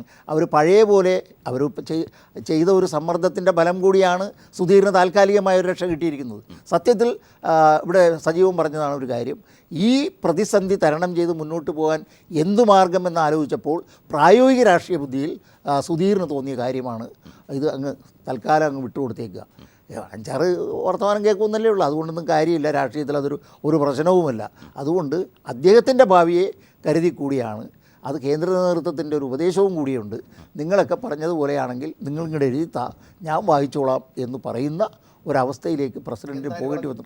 ഇവിടെ എല്ലാവരും പറയുന്നുണ്ട്, ആരും അതായത് ശ്രീ ശക്തി ഹൈക്കമാൻഡ് അപ്രസക്തമായി, അതിന്റെ ചുരുക്കി അപ്രസക്തമായിരിക്കുന്നു. ഇടപെടാൻ കഴിയുന്നില്ല, AKആന്റണിക്ക് ഒരു പോളിസി വെക്കാൻ കഴിയുന്നില്ല, രാഹുൽ ഗാന്ധിക്കോ ഹൈക്കമാൻഡ് കേരളത്തിന്റെ ചുമതലയുള്ള AICC ജനറൽ സെക്രട്ടറി മുകുൾ വാസ്നിക്കോ അടക്കം ഒരു ഫോർമുല പോലും വെക്കാൻ കഴിയാത്ത സാഹചര്യം. അതെ, അവരിവിടെ വന്നിട്ട് ഒരു ഫോർമുലയൊന്നും അല്ല വെച്ചത്. അവർ സുധീറിനോട് പറഞ്ഞത് ഇത്ര മാത്രമേ ഉള്ളൂ, നമ്മൾ ഇതിനകത്ത് നിന്ന് രക്ഷപ്പെട്ടു പോകണമെന്നുണ്ടെങ്കിൽ നിങ്ങളൊന്ന് താന്നു കൊടുക്കണം. ഞാൻ ഒരു കാര്യം പറയാം, ഒരു പാർട്ടിയുടെ നേതാവെന്നുള്ള നിലയിൽ ബാബുവിനെതിരായിട്ട് ഈ ആരോപണം വന്നപ്പോൾ ആ ആരോപണത്തെ കൈയൊഴിയാനായിട്ട് KPCC പ്രസിഡന്റ് എന്നുള്ള നിലയിൽ സുധീറിനടുത്ത നിലപാടിനോട് എനിക്ക് വ്യക്തിപരമായി യോജിപ്പില്ല. ഞാൻ ഉള്ള കാര്യമാണ് പറയുന്നത്. അദ്ദേഹത്തിൻ്റെ പാർട്ടിയിലുള്ള ആളുകളെ സംരക്ഷിക്കേണ്ടതായിരുന്നു, അല്ലെങ്കിൽ അപ്പം തന്നെ കളയേണ്ടതായിരുന്നു. ഇത് രണ്ടിനും കഴിയാതെ വെറുതെ ആണും പെണ്ണും കിട്ടുന്ന രീതിയിലുള്ളൊരു നയവുമെടുത്ത് അവസാനം ഇപ്പോൾ എല്ലാവർക്കും മനസ്സിലാകുന്ന രീതിയിൽ സ്ട്രിപ്റ്റായിട്ട് നിൽക്കുകയാണ് കേരള രാഷ്ട്രീയത്തിൽ. യെസ്, ശ്രീ ജോസഫ് മുതുശ്ശേരി, നാളെ കടുത്ത നിലപാട്, നേരത്തെ സ്വീകരിച്ച നിലപാടുമായി തന്നെ മുന്നോട്ട് പോകും. ഏത് സമീപനമായിരിക്കും നാളെ എടുക്കാൻ പോവുക? അല്ല, നാളത്തെ നിലപാടിന് പ്രത്യേകിച്ച് പ്രാധാന്യമില്ല. കാരണം ഞങ്ങൾ ഒരു നിലപാട് നേരത്തെ പ്രഖ്യാപിച്ചതാണ്. UDF മുന്നണി വിട്ടുകൊണ്ട് സ്വതന്ത്ര നിലപാട് സ്വീകരിക്കുന്നു എന്ന് ഞങ്ങൾ പറഞ്ഞു. ആ സ്വതന്ത്ര ബ്ലോക്ക് നിയമസഭ അതിനുശേഷം നാളെയാണ് കൂടുന്നത്. അവിടെ സ്വതന്ത്ര ബ്ലോക്കായി ഞങ്ങൾ ഇരിക്കും. നിയമസഭാ കക്ഷി സെക്രട്ടറി സ്പീക്കർക്ക് കത്ത് കൊടുക്കുകയുണ്ടായി. ആ കത്ത് അനുസരിച്ചുള്ള സീറ്റിന്റെ ക്രമീകരണവും ഇതുമായി ബന്ധപ്പെട്ടുണ്ടാവും. അപ്പൊ ഞങ്ങളുടെ തീരുമാനം കഴിഞ്ഞ മാസം തന്നെ വന്നതാണ്. ആ തീരുമാനത്തിന് പ്രത്യേകമായി ഇപ്പൊ ഇന്ന് നാളത്തെ അസംബ്ലി സമ്മേളനവുമായി ബന്ധപ്പെട്ടുള്ള പുതുമയല്ല. UDF വിട്ടുകൊണ്ട് ആ തീരുമാനം ഞങ്ങൾ പ്രഖ്യാപിച്ചു. ഞങ്ങൾക്കുണ്ടായ അനുഭവങ്ങളുടെയും പിന്നെ അത്തരം ചിന്തകളുടെയും അടിസ്ഥാനത്തിൽ ഞങ്ങളെടുത്ത തീരുമാനമാണ്. ആ തീരുമാനത്തിൽ ഞങ്ങൾ ഉറച്ചു നിൽക്കുന്നു. സ്വതന്ത്ര നിലപാടെടുത്ത് ഞങ്ങൾ മുന്നോട്ട് പോകും. യെസ്, ഞാൻ താങ്കളിലേക്ക് എത്താം. ശ്രീ റഹീം, നേരത്തെ SRS ചൂണ്ടിക്കാട്ടിയതുപോലെ ഒരു പോളിസി പോലും വെക്കാൻ കഴിയാത്ത സാഹചര്യം. അപ്പം ഇവിടെ ഒന്ന് KPC അധ്യക്ഷൻ അദ്ദേഹത്തിൻ്റെ ആദർശം കൊണ്ട് എന്താണ് പാർട്ടിക്ക് ഗുണം, ആ പാർട്ടി എത്രത്തോളം മുന്നോട്ട് കൊണ്ടുപോകാൻ കഴിഞ്ഞു, ഒരു ഫോർമുല പോലും വെക്കാത്ത സാഹചര്യം. കോൺഗ്രസ് ദുർബലമാകുന്ന ഒരവസ്ഥയിൽ അത് കോൺഗ്രസിൻ്റെ ആഭ്യന്തര രാഷ്ട്രീയമാണെങ്കിൽ കൂടിയും ഇവിടെ ഒരു പ്രതിപക്ഷ പാർട്ടി, കേരളത്തിലെ മുഖ്യ പ്രതിപക്ഷ പാർട്ടി, നേരത്തെ ഭരണപക്ഷത്തിരുന്ന പാർട്ടി ആ ഒരു മൂല്യച്യുതിയിലേക്ക് പോകുന്ന സാഹചര്യം, അത് വലിയൊരു പ്രസക്തിയില്ലേ, വലിയൊരു ഒരു കടുത്ത ഒരു നിലപാടിലേക്ക്, അല്ലെങ്കിൽ നമുക്ക് ആ രീതിയിൽ എങ്ങനെ വ്യാഖ്യാനിക്കാൻ കഴിയും? അല്ല, കോൺഗ്രസ് നേരത്തെ ഇവിടെ ശ്രീ SRS സൂചിപ്പിച്ച വളരെ പ്രധാനപ്പെട്ട ഒരു കാര്യമാണ്. ഹൈക്കമാൻഡിൻ്റെ നിർജ്ജീവതയാണ്, KPCCയുടെ നിർജ്ജീവതയാണ്. KPCCയുടെ നിർജ്ജീവത ബാബുവിൻ്റെ അന്വേഷണത്തിലേക്ക് നിങ്ങൾ ചുരുക്കണ്ട. ബാബുവിനെതിരെ അന്വേഷണം വരില്ലായിരുന്നു, ബാബുവിനെതിരെ ആരോപണം വരില്ലായിരുന്നു. ഇവിടെ മെത്രാൻകായൽ ഭൂമി കുംഭകോണം ഉണ്ടാകുമായില്ലായിരുന്നു. ഈ പറയുന്ന ഒരു മന്ത്രിക്കെതിരെയും ഒരു ആരോപണം വരില്ലായിരുന്നു. KPCC അധ്യക്ഷനും KPCCയും KPCCയുടേതായ ശക്തിയോടുകൂടി നിന്നിരുന്നുവെങ്കിൽ, ഹൈക്കമാൻഡിൻ്റെതായ റോൾ നിർവഹിക്കാൻ കഴിഞ്ഞിരുന്നുവെങ്കിൽ, ഹൈക്കമാൻഡ് റോൾ നിർവഹിക്കാനാകുന്നില്ല. കഴിഞ്ഞ 5 വർഷം കേരളത്തിൽ അഴിമതിയുടെ കൂത്തരങ്ങായി മാറിയപ്പോൾ ഏതെങ്കിലും ഒരു ഘട്ടത്തിൽ ഒരു പാർട്ടിയുടെ ദേശീയ നേതൃത്വത്തിന് അഴിമതിക്കെതിരായ ഒരു നിലപാട് സ്വീകരിക്കാനായോ? അഴിമതിക്കാരായ ഒറ്റപ്പെടുത്താനായോ? അങ്ങനെ ഒരു മെസ്സേജ് പാർട്ടിക്കകത്ത് കൊടുക്കാനായോ? കഴിഞ്ഞില്ലല്ലോ. KPCCക്ക് കഴിഞ്ഞോ? കഴിഞ്ഞതേയില്ല. ഇവിടെയാണൊരു പ്രശ്നം വരുന്നത്. ഇവിടെ സിഗരറ്റ് കൂടിൻ്റെ പിറകിലെഴുതി ഉത്തരവിന് കൊടുക്കുക, അഴിമതി കൊടുക്കുക, പ്രീ ബഡ്ജറ്റ് ഡിസ്കഷനിലൂടെ കോടികൾ സമാഹരിക്കുക. ഇത് ഒരു പാർട്ടിയുടെ, ഞാനിതിനെ നമ്മുടെ വാദപ്രതിവാദങ്ങളിലൂടെ എങ്ങനെയും ഒരു പക്ഷേ ജയിക്കാനോ തോൽക്കാനോ ഒക്കെ സാധിക്കും. എന്നെ ആശങ്കപ്പെടുത്തുന്ന ഒരു കാര്യം, കോൺഗ്രസ് എന്ന് പറയുന്ന ഒരു ജനാധിപത്യ പ്രസ്ഥാനം, കോൺഗ്രസ്സിന് കേരളത്തിൽ കോൺഗ്രസിൻ്റെതായ ഒരു സ്പേസ് ഉണ്ടാകണമെന്ന് ആഗ്രഹിക്കുന്ന ഒരാളാണ് ഞാൻ. പക്ഷേ അങ്ങനെ ഉള്ള ആ സ്പേസ് നിലനിർത്തുന്നതിന് വേണ്ടി കോൺഗ്രസ് എന്തുകൊണ്ട് അനുഭവങ്ങളിൽ നിന്ന് പാഠം പഠിക്കുന്നില്ല? ചരിത്രത്തിലെ ഏറ്റവും വലിയൊരു ദുരന്തത്തിലേക്ക് ഇന്ത്യയിൽ കോൺഗ്രസ് ചെന്നിരിക്കുന്നു. കേരളം അതിൻ്റെ ഏറ്റവും വലിയൊരു, ഇപ്പോൾ കേരളത്തിൽ ഇവരെല്ലാം സമാശ്വസിക്കുന്നത് ഇനിയും തിരിച്ചു വന്നേക്കാം എന്നാണ്. പക്ഷേ ഞാൻ ചോദിക്കട്ടെ, തിരിച്ചു വരാൻ കഴിയുന്ന എന്താണ് നിങ്ങൾക്ക് ജനങ്ങളുടെ മുമ്പിൽ പുതുതായി വയ്ക്കാനുള്ളത്? അഴിമതിക്കെതിരെ ഇന്ത്യയിലാകെ ശക്തമായ അഭിപ്രായമുണ്ട്. ആ അഭിപ്രായമാണ് കേരളത്തിലെ തിരഞ്ഞെടുപ്പിൽ പ്രതിഫലിച്ചത്. അങ്ങനെ ആ അഴിമതിക്കെതിരായി ജനങ്ങൾ ഞങ്ങളോട് പ്രതികരിച്ചിരിക്കുന്നു എന്നതിൽ നിന്നുകൊണ്ട് അഴിമതിക്കെതിരായ ഒരു നിലപാട് സ്വീകരിക്കാൻ എന്തുകൊണ്ടുണ്ടാകുന്നില്ല? ഇപ്പോൾ കോൺഗ്രസിനകത്ത് തന്നെ പുതിയ മൂവ്മെൻറ്റുകൾ കടന്നു വന്നു. പക്ഷേ ഇപ്പോൾ നേരത്തെ ശ്രീ സജീവൻ സൂചിപ്പിച്ചെടുത്തെങ്കിൽ അഭിപ്രായ വ്യത്യാസം നേരിയ രൂപത്തിൽ വരുന്നതാണ്. ഇപ്പോൾ ഒറ്റപ്പെട്ട ശബ്ദങ്ങൾ അദ്ദേഹം പലരുടെയും പേരുകൾ, ഷഫീറിന് ഉൾപ്പെടെ പലരുടെയും പേരുകൾ ചൂണ്ടിക്കാണിച്ചു, ഉണ്ടാകാം. പക്ഷേ അതൊരു മൂവ്മെൻറ്റായി വരുന്നില്ല. ഇപ്പോൾ തെരഞ്ഞെടുപ്പിൻ്റെ സമയത്ത് റിവൈവലിസ്റ്റ് കോൺഗ്രസ് എന്ന് പറഞ്ഞൊരു കോൺഗ്രസ് ടീം വന്നു. പക്ഷേ പലയിടത്തും ഇപ്പോൾ സേവ് കോൺഗ്രസ് ഫോറം എന്ന് പറഞ്ഞിട്ടാണ് ബാബുവിനെതിരായിട്ട് അന്വേഷണത്തിന് വേണ്ടിയിട്ട് കൊടുത്തിരിക്കുന്നത്. പക്ഷേ കാലങ്ങൾക്ക് മുൻപ് ഒരു തിരുത്തൽവാദി കോൺഗ്രസ് ഗ്രൂപ്പോ അല്ലെങ്കിൽ അതുപോലെയുള്ള കോൺഗ്രസിൻ്റെ ഒരു തിരുത്തൽ ശക്തികൾ എന്ന നിലയിൽ എന്നെങ്കിലും ഒരിക്കൽ വന്നതുപോലെ ഒരു ശക്തി രൂപപ്പെട്ടു വരുന്നില്ല. VM സുധീരനാണ് അങ്ങനെ KPCC പ്രസിഡന്റ് തന്നെ തിരുത്തൽ ശക്തിയായി നിൽക്കാനുള്ള ശ്രമമാണ് നടത്തിയത്. പക്ഷേ അത് തന്നെ ദയനീയമാം വിധം പരാജയപ്പെടുന്ന ഒരു കാഴ്ചയാണ് ഇത് കാണുന്നത്. ഇത് കോൺഗ്രസിന്റെ രാഷ്ട്രീയം. രാഷ്ട്രീയകാര്യ സമിതി പോലും സംഘടനാപരമായ തീരുമാനമെടുക്കാൻ അല്ലെങ്കിൽ സംഘടനയെ കൂടുതൽ സജീവമാക്കുന്ന ഒരു തീരുമാനത്തിലേക്കല്ല പോകുന്നത്. അവിടെ അഴിമതിക്ക് ബന്ധപ്പെട്ടൊരു സമവായം ഉണ്ടാക്കാൻ രൂപപ്പെടുന്നു. ഇത്ര ഗതികേടുകളിൽ പോകുമ്പോൾ നിങ്ങളെപ്പോലെ, അല്ലെങ്കിൽ നേരത്തെ സൂചിപ്പിച്ചതുപോലെ മാത്യു കുഴൽനാടനെ പോലെയൊക്കെയുള്ള തന്നെ ഒട്ടേറെ യൂത്ത് കോൺഗ്രസ് നേതാക്കന്മാരടക്കമുണ്ട്, ഒട്ടേറെ യുവാക്കളുണ്ട്. ഇവരൊക്കെ ഒരു നിലപാട് സ്വീകരിച്ച് മുന്നോട്ട് വരികയല്ലേ വേണ്ടത്? KPCC അധ്യക്ഷൻ എടുത്ത നിലപാടിന് എന്ത് മറുപടി ഇവർക്കൊക്കെ നൽകും?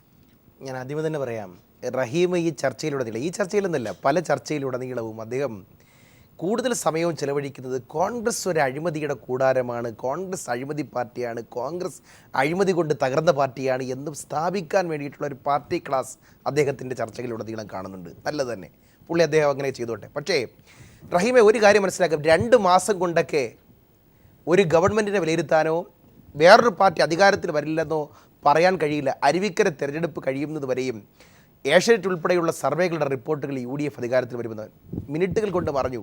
ഏറ്റവും അവസാനം ജിഷ എന്ന് പറയുന്ന സഹോദരിക്ക് ബലാത്കാരം ഉണ്ടായപ്പോൾ ട്രെൻഡ് ഒന്ന് പറഞ്ഞു. ഞാൻ പറയട്ടെ 2, പിന്നെ റഹീം പറഞ്ഞു ഒന്നുകിൽ ഒരുമിച്ച് മുങ്ങണം, അഴിമതിക്കാരെയും കൊണ്ട് മുങ്ങണം, അല്ലെങ്കിൽ അഴിമതിക്കാരെ സംരക്ഷിച്ചുകൊണ്ട് വേറൊരു സമീപനം എടുക്കണം എന്നുള്ള ഒരു കാര്യം പറഞ്ഞു.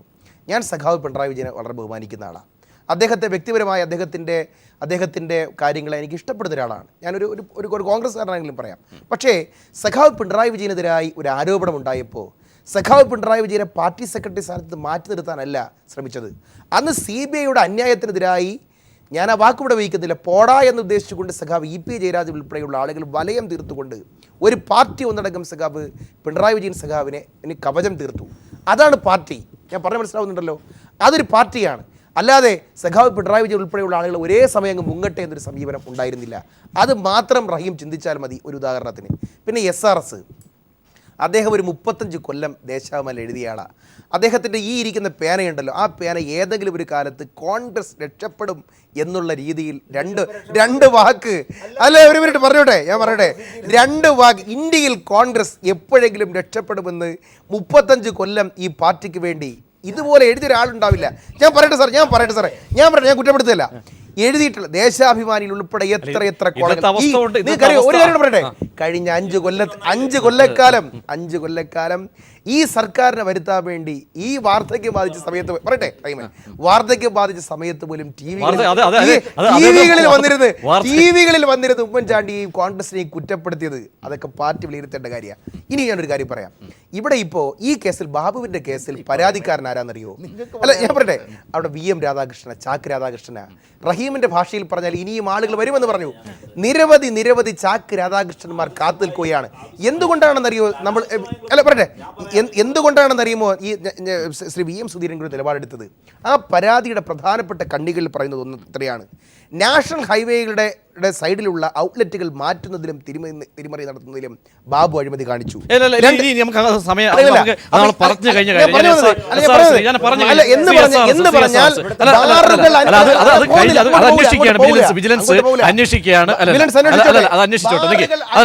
ഉൾപ്പെടെയുള്ള കാര്യങ്ങളിൽ അഴിമതി നടത്തുന്നുള്ള ആരോപണം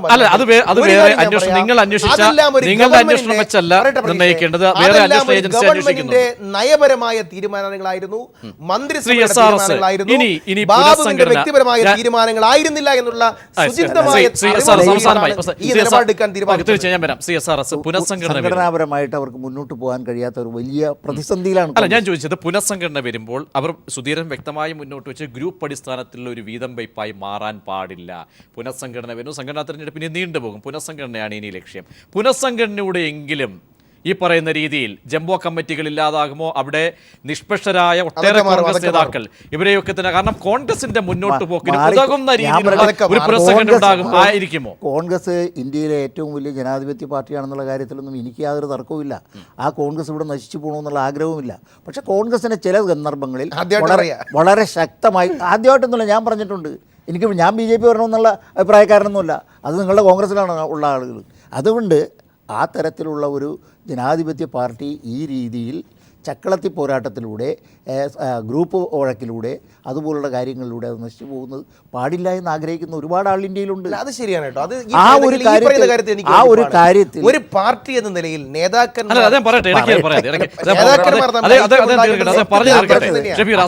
ഇതിനെല്ലാം ആവശ്യമായ കേന്ദ്ര നേതൃത്വം കൊടുക്കാൻ ഇന്ന് കോൺഗ്രസിന് കെൽപ്പുള്ള നേതൃത്വം ഇല്ല ഇന്ത്യയിൽ. അതാണ് ഞാനിപ്പോൾ കാണുന്നത്. അതുകൊണ്ടാണ് പറയുന്നത് കോൺഗ്രസിൻ്റെ ഭാവി വളരെ ഇരുണ്ടതാണ്. ഈ നെഹ്റു കുടുംബത്തിൻ്റെ കെട്ടുപാടിൽ നിന്ന് ഈ പാർട്ടിയെ ഇവർ സ്വാതന്ത്ര്യം പ്രാപിപ്പിച്ചില്ലെങ്കിൽ ഈ പാർട്ടിക്ക് ഇന്ത്യയിൽ വളരാനായിട്ടുള്ള യാതൊരു സാധ്യതയും ഞാൻ എൻ്റെ പൊളിറ്റിക്കൽ ലൈഫിൽ. സജീവൻ, പുനഃസംഘടന, കാരണം ഇനി പുനഃസംഘടനയാണ് നോട്ടമിടുന്നത്.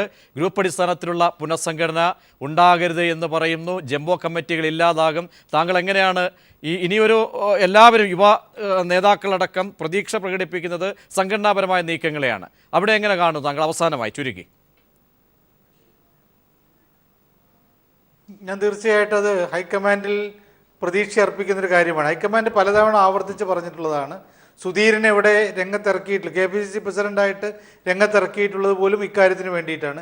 രണ്ട് ഗ്രൂപ്പുകൾ, ഐ ഗ്രൂപ്പും എ ഗ്രൂപ്പും ഒരേപോലെ എതിർത്തിട്ട് പോലും സുധീരനെ ഇവിടെ കൃത്യമായിട്ട് KPCC പ്രസിഡൻ്റാക്കുകയും ഹൈക്കമാൻഡ് അജണ്ട ഇവിടെ നടപ്പാക്കാൻ അദ്ദേഹത്തെ ഉപയോഗിക്കുകയും ചെയ്തു. അതേപോലെ ഇപ്പോൾ പറഞ്ഞു കഴിഞ്ഞിട്ടുണ്ട്, ഹൈക്കമാൻഡ് തന്നെ വളരെ വ്യക്തമായിട്ട് 2 തവണ ഈ കഴിഞ്ഞ ദിവസങ്ങളിൽ തന്നെ വ്യക്തമാക്കിയിട്ടുള്ള കാര്യമാണ് ഇവിടെ ഈ ഗ്രൂപ്പ് അടിസ്ഥാനത്തിലുള്ള വീതം വെപ്പല്ല ഇവിടെ നടക്കാൻ പോകുന്നത് എന്ന്. അങ്ങനെ വരുമ്പോൾ തീർച്ചയായിട്ടും 2 ഗ്രൂപ്പിലും പെട്ട ആളുകളൊക്കെ ഉണ്ട്. പക്ഷേ കഴിവുള്ള ആളുകളെ, യുവാക്കളെ ഒക്കെ പങ്കെടുപ്പിച്ചു അവരെ ചേർത്തുകൊണ്ടുള്ള ഒരു KPCC വരിക, അത് ജംബോ കമ്മിറ്റി ആവാതിരിക്കുകയും ചെയ്താൽ തീർച്ചയായിട്ടും കോൺഗ്രസിനോട് പ്രതീക്ഷ ഉണ്ടാകും. നമുക്കറിയാവുന്നതാണ്, ഇന്നിവിടെ BJPയുടെ ദേശീയ കൗൺസിൽ കഴിഞ്ഞിട്ടുള്ളൂ. അവർ വളരെ കൃത്യമായിട്ടുള്ള അജണ്ടയോട് കൂടിയിട്ടാണ് കേരളത്തിലേക്ക് വന്നിട്ടുള്ളത്.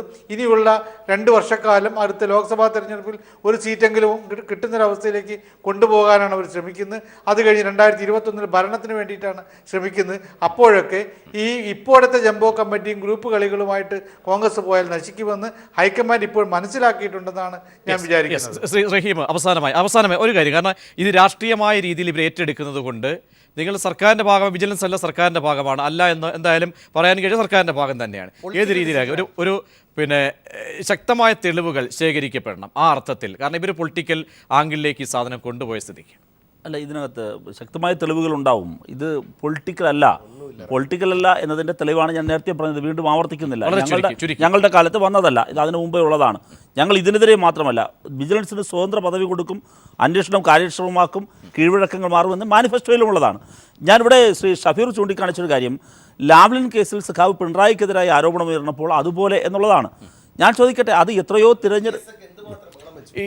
നീട്ടിക്കൊണ്ടുപോലെ 20 സെക്കൻഡ് തിരഞ്ഞെടുപ്പിൽ ഇടയിൽ ഇടപെടരുത്, ലാസ്റ്റ് ലാപ്പാണ്, ഇടപെട്ടാൽ പിന്നെ നടക്കാതെ പോയെങ്കിൽ ഷഫീർ സംസാരിക്കട്ടെ. അതിനകത്ത് ഇപ്പോൾ ലാവ്ലിൻ കേസൊക്കെ എത്രയോ സന്ദർഭങ്ങളിൽ, എത്രയോ കോടതികളിൽ, ജനകീയ കോടതികളിലും വിചാരണ ചെയ്യപ്പെട്ടു. ഞങ്ങൾക്ക് പറയാനുള്ള മുഴുവൻ ജനങ്ങളോട് പറയുകയും അതോടൊപ്പം തന്നെ കോടതികൾ അതിൻ്റെ തലതാഴെ പരിശോധിക്കുകയും ചെയ്ത് ആ കേസ് പോലും നിലനിൽക്കില്ല എന്ന് പറഞ്ഞ് അപൂർവങ്ങളിൽ അപൂർവമായി തന്നെ വിചാരണയുടെ പോലും ഒരു ഘട്ടം എത്തുന്നതിന് മുമ്പ് തന്നെ കോടതി അത് കളഞ്ഞ കാര്യമാണ്. അതാണ് അതിൻ്റെ കാര്യം. അത് സംബന്ധിച്ച് പോലും പിന്നീട് രാഷ്ട്രീയ ആയുധമല്ലാതെ അതിനപ്പുറത്തില്ല. ഞാൻ ചോദിക്കട്ടെ, കഴിഞ്ഞ ഞങ്ങളുടെ അഴിമതിക്കെതിരായ ഞങ്ങളുടെ നിലപാട്, കഴിഞ്ഞ ഇടതുപക്ഷ ജനാധിപത്യ മുന്നണി ഗവൺമെൻറ് കാലത്ത് ഏതെങ്കിലും ഒരു മന്ത്രി അഴിമതി കാണിച്ചതായി ഇവരുടെ വിജിലൻസ് ഉപയോഗിച്ച്, ഇവരുടെ അന്വേഷണ ഏജൻസി ഉപയോഗിച്ച് ഞങ്ങൾക്ക് നേരെ തെളിയിക്കാനായോ? അഴിമതിക്കെതിരായ ഞങ്ങളുടെ നിലപാടിന്റെ തെളിവാണത്. ഞങ്ങളുടെ പാർട്ടി, ഇപ്പം ഞാൻ പറയട്ടെ, ഇവിടെ ഈ ഗവൺമെൻറ് അധികാരത്തിൽ വന്നു, ഞങ്ങൾ പറഞ്ഞെന്താ, വിജിലൻസിന് സ്വതന്ത്ര പദവി കൊടുക്കാൻ പോകുന്നു. ഈ മടിയിൽ കണമില്ലാത്ത ഒരാൾക്കല്ലേ അത് പറയാൻ പറ്റൂ? ഞങ്ങൾക്ക് ഭയമില്ല എന്നുള്ളത്. അപ്പൊ ഈ നിലപാട് ശക്തമായ തെളിവുകൾ നാളെ വരും. സുധീറിന് ഒരു കറക്റ്റീവ് ഫോഴ്സായി ഒറ്റ കാര്യമുള്ളൂ, ഈ നിലപാട് നാളെയോ മറ്റന്നാളോ മാറ്റേണ്ടി വരും, ഉറപ്പാണ്. ശ്രീ SRSും ശ്രീ സജീവനും സൂചിപ്പിച്ച പോലെ കോൺഗ്രസ് എന്ന പാർട്ടി ഈ ഒരു സാഹചര്യത്തിൽ ഒരു ശക്തമായ അഴിമതിക്കെതിരെ ഒരു കറക്റ്റീവ് ഫോഴ്സായി മാറാൻ ഹൈക്കമാൻഡിനോ ഇനിയെങ്കിലും ഈ KPCCക്കോ സാധിക്കുമോ എന്നാണ് ജനങ്ങൾ ഉറ്റുനോക്കുന്നത്. സാധിക്കില്ല എന്നുള്ളത് ഇന്നത്തെ ഒരു കാര്യത്തോടു കൂടി 100 തരം ഉറപ്പിച്ചിരിക്കുന്നു. പക്ഷേ വരാൻ പോകുന്ന ദിവസങ്ങളിൽ കൂടുതൽ പ്രതിരോധത്തിലാകും കോൺഗ്രസ്. അവരെ എല്ലാവരെയും നേരത്തെ കണക്കിലേക്ക് ബാക്കി നമുക്ക് നാളെ നിയമസഭയിൽ ഉന്നയിക്കാം. എന്തായാലും നിലപാടിൽ ആദർശം മറന്ന് സുധീരൻ, K. ബാബു, മേരാഭായ് എന്ന് VM സുധീരൻ.